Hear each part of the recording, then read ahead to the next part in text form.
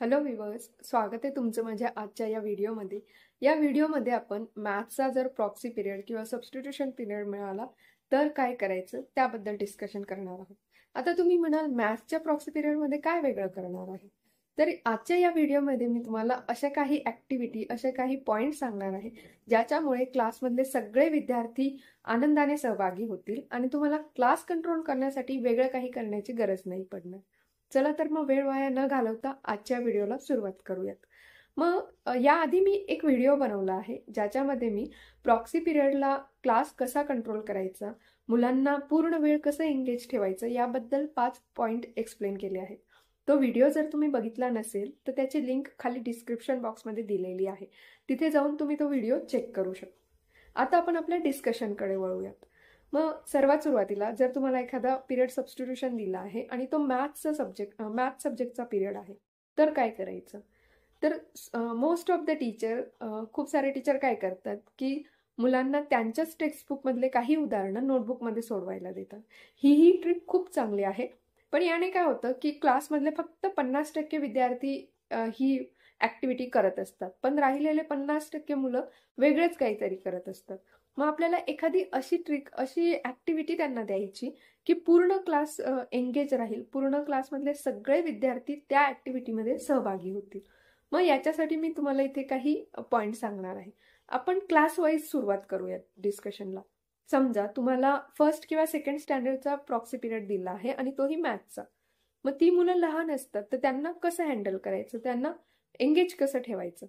तर तुम्ही त्यांना त्यांच्याच टेक्स्टबुकमधनं ॲडिशन सबस्ट्रॅक्शनचे काही एक्झाम्पल देऊ शकतात सोडवायला. त्यांच्या नोटबुकमध्ये तुम्ही 10 ॲडिशनचे आणि 10 सबस्ट्रॅक्शनचे एक्झाम्पल जरी त्यांना करायला दिले तर यामध्ये तुमचा पूर्ण पिरियड जाणार आहे. म्हणजे ती मुलं तेच करण्यामध्ये पूर्ण वेळ एंगेज राहतील आणि क्लास हा व्यवस्थित कंट्रोल राहील.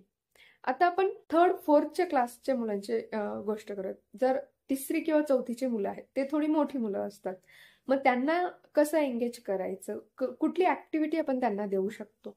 तर थर्ड फोर्थच्या मुलांना तुम्ही टेबल लिहायला देऊ शकतात. टेबल म्हणजे पाढे लिहायला देऊ शकतात. तुम्ही त्यांना सांगू शकतात की 2दा तुम्हाला पूर्ण पाढे व्यवस्थित लिहून पाठांतर करायचे आहे. आणि या ऍक्टिव्हिटीमध्ये क्लासमधले सगळे मुलं, वर्गात जेवढे मुलं आहेत तेवढे मुलं आनंदाने सहभागी होतात, कारण की मॅथ्स विषय त्यांना हार्ड जात असतो. एक्झाम्पल सोडवायला सांगितले तर ते त्यांना थोडे कठीण वाटतात. मग त्यापेक्षा जर तुम्ही त्यांना टेबल लिहायला दिले किंवा पाढे पाठांतर करायला सांगितले, लिहून पाठांतर करायला सांगितले, तर हे त्यांना थोडं सोपं जात असतं आणि याच्यामध्ये त्यांना इंटरेस्टही असतो. मॅथ्सच्या बाकीच्या उदाहरणांपेक्षा त्यांना पाढे लिहिण्यामध्ये चांगला इंटरेस्ट असतो. तर तुम्ही त्यांना पाढे लिहायला देऊन सुद्धा एंगेज करून ठेवू शकता. हे झालं थर्ड आणि फोर्थसाठी. आता त्याच्यापेक्षा थोडी मोठी मुलं असतील, समजा 5th 6th मुलं असतील, तर काय करायचं. त्यांच्या क्लासवर जर आपल्याला मॅथ्स पिरियड दिला गेला आहे सबस्टिट्यूशन पिरियड म्हणून, तर ती मुलं मोठी असतात. मग त्यांना फक्त टेबल लिहायला दिले तर ते 10 मिनिटात ऍक्टिव्हिटी करून मोकळे होणार. मग त्यासाठी काय करायचं, त्यांना जर एंगेज ठेवायचं असेल तर तुम्ही त्यांना सुरुवातीला जे सोपेवाले टेबल आहेत ते त्यांना तुम्ही लिहायला सांगा 2दा. त्यानंतर त्याच्यापेक्षा जे कठीण आहे ते लिहायला सांगा आणि मग त्यांना हेच टेबल पूर्ण पाठांतर करायला सांगा. याने काय होईल की क्लास पूर्ण व्यवस्थित कंट्रोल राहील, सगळे मुलं त्यात सहभागी होतील. टेबल लिहिणं मोठ्या मुलांसाठी सोपं असतं आणि 5वी 6वीच्या मुलांचे सुरुवातीचे टेबल्स तर पाठच असतात, म्हणून ते टेबल पटापट लिहून मोकळे होतात आणि राहिलेले जे आहेत ते कॅल्क्युलेट करून लिहित बसतात. मग यामध्ये त्यांचा पूर्ण वेळ जात असतो आणि मुलं एंगेज राहतात ती ऍक्टिव्हिटी करण्यामध्ये. आणि आपल्याला क्लास कंट्रोल करण्यासाठी वेगळं काही करण्याची गरज पडत नाही. आपल्याला फक्त मुलांना ऑब्झर्व करायचं आहे की सगळे टेबल लिहिण्यामध्ये एंगेज आहेत की नाही. आणि जे करत नसतील, शक्यतो असं होत नाही, कारण जे पाढे असतात, टेबल्स असतात, ते करण्यासाठी सगळे मुलं रेडी असतात. त्याच्यामुळे बाकीचे दुसरे मुलं गोंधळ घालत नाही आणि क्लास हा व्यवस्थित कंट्रोल असतो.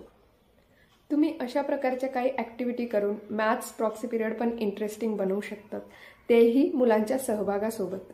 तर नक्की हा ट्रिक ट्राय करून बघा आणि ट्राय केल्यावर तुम्हाला कोणते वेगवेगळे अनुभव येतात ते मला कमेंट बॉक्समध्ये शेअर करायला विसरू नका. व्हिडिओ जर तुम्हाला आवडला असेल, तुमची हेल्प झाली असेल तर एक लाईक करा आणि जास्तीत जास्त लोकांपर्यंत हा व्हिडिओ शेअर करण्याचा प्रयत्न करा. आता आपण भेटूयात एका नवीन व्हिडिओमध्ये नवीन टॉपिकसोबत. तोपर्यंत थँक्यू आणि बाय बाय.